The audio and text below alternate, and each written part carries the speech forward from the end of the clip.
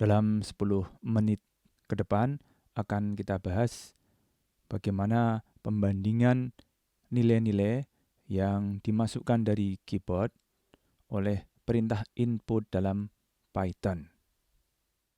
Kita masih berusaha membatasi pembahasan lebih berprioritas pada logika pemrograman dan menunda pembahasan mengenai tipe data.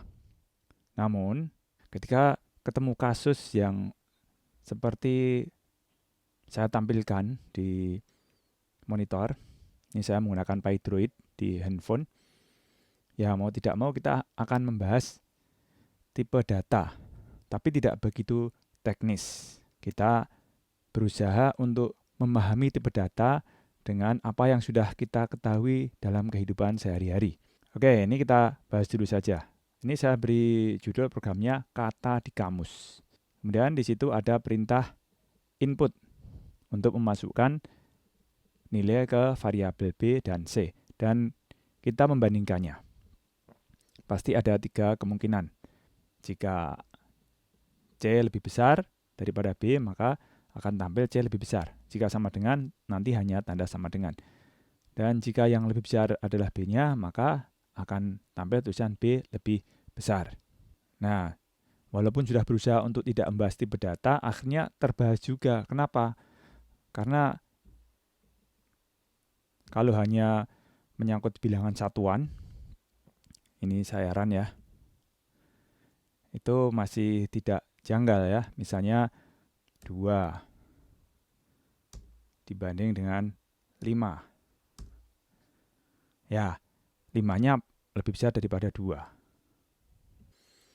Namun, begitu melibatkan 2 bilangan yang ada selisih digitnya, yang satu itu satuan, yang satu atau puluhan, sudah akan ada sesuatu yang mungkin dianggap janggal.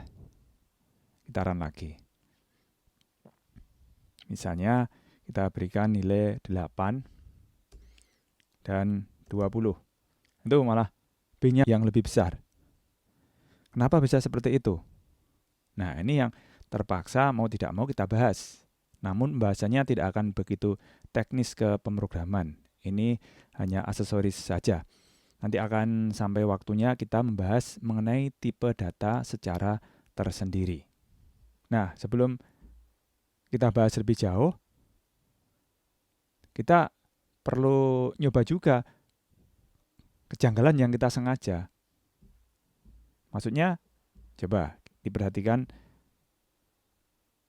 isian data yang saya lakukan. Masukkan data 20. Kemudian C. Nah, kita beri apa begitu. Nah, ternyata C-nya lebih besar. Loh, ini kok beda nih 20 sama apa? Ini kan seperti membandingkan jeruk dengan mangga. Enak mana itu? Tidak selevel. Sebenarnya tidak ya. Sebenarnya tidak. Karena perintah input dalam Python seperti ini di baris kedua dan ketiga akan membaca data dari keyboard yang bisa dikatakan seperti kata di dalam kamus.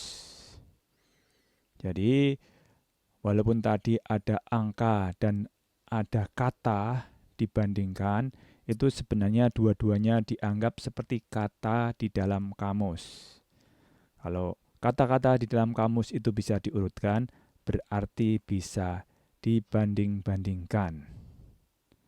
Akan lain masalahnya jika memang yang diisikan itu dibuat selevel. Misalnya tadi ada 20 dibanding 8. Maka dibuat selevelnya 8-nya harus ditulis dengan 2 digit juga. Itu misalnya ya. Ini dituliskan 08. C-nya 20. Hasilnya C lebih besar. Kenapa? Ya karena ini sudah selevel sama-sama 2 digit. Jadi seperti di kamus itu kita bisa tahu tadi kalau misalnya kita masukkan 8 dan 20 seperti menuliskan angka, tidak kita buat 2 digit atau seperti ini 20, ini 8, itu malah 8-nya yang lebih besar. Kenapa? Ya karena 8 adalah huruf pertama yang dibandingkan dengan 2 kalau itu dituliskan di dalam kamus. Kita juga bisa meninjau sesuatu yang seharusnya sudah sering kita gunakan, yaitu data-data dalam Excel. Ilustrasi data di dalam Excel ini bisa saya beri contoh ketika kita memasukkan nomor HP secara langsung, begitu ya. Misalnya 08 1 2 3 4 5 6 7 8. Tulis secara langsung. Apa yang terjadi? Perhatikan ini ya. Enter. Tuh, kosongnya langsung hilang. Karena kalau kita menuliskan di Excel secara langsung dan itu berupa angka-angka dan di depannya adalah 0, maka 0-nya itu akan diabaikan. Ya kan? 0 di depan itu diabaikan. Kalau 0 di belakang itu akan berarti. Lain masalahnya jika kita memang ingin menyimpan nomor handphone dengan benar. Ya, angka kosong di depannya harus diperhatikan. Caranya bagaimana? Caranya adalah dengan memberi tanda petik. Seperti itu. Beri 0. Dan di enter. Nah, dengan begitu kosongnya masih. Ini sudah ada 2 data jadinya. Yaitu data yang berupa kata-kata seperti di dalam kamus, kosong di depan itu dianggap, dan data angka. Nah, di Python, input itu hanya bisa membaca data yang seperti kata. Coba aja ini kita short. Ini saya hapus. 5, 8, 20. Normalnya begitu. Tapi ingat, isi di dalamnya ternyata bukan angka, karena ada petiknya. Ini kalau kita short dan dia kita anggap seperti kata-kata di dalam kamus, maka nanti 20-nya justru akan menjadi nilai yang terkecil. Oke, tambah satu lagi biar kelihatan urutannya. Ini kita beri 4.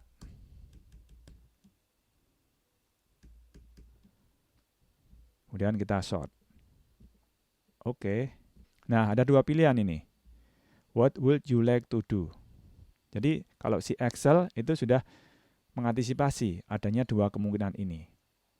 Angka-angka itu memang menunjukkan itu bilangan atau angka-angka itu seperti kata di dalam kamus. Kalau kita pilih yang pertama, maka apa yang tampil itu dianggap seperti bilangan, as a number. That looks like a number. Jadi yang kelihatan seperti bilangan dianggap bilangan. Yang satunya short numbers and numbers stored as text separately.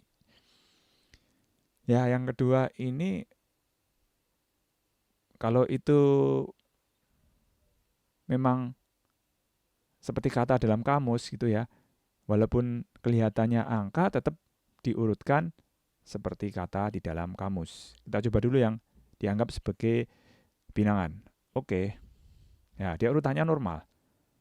Karena yang tampak seperti bilangan itu dianggap bilangan. 4, 5, 8, 20.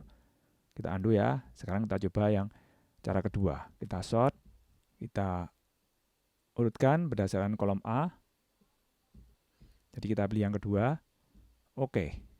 Nah, itu dia. 4, 5, 8 normal, tapi 20-nya di situ. Kenapa? Karena data-data itu dianggap seperti kata di dalam kamus.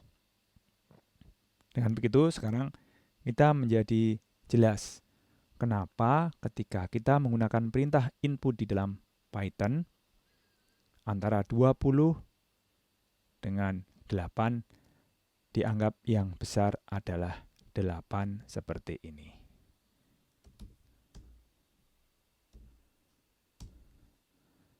Ya, karena 2 itu lebih dulu daripada 8. Kalau posisinya di dalam kamus. 2 ditambahi A, 2 ditambahi B, 2 ditambahi C, termasuk 2 ditambahi kosong, akan mendahului 8. Itulah kenapa 8 dianggap lebih besar.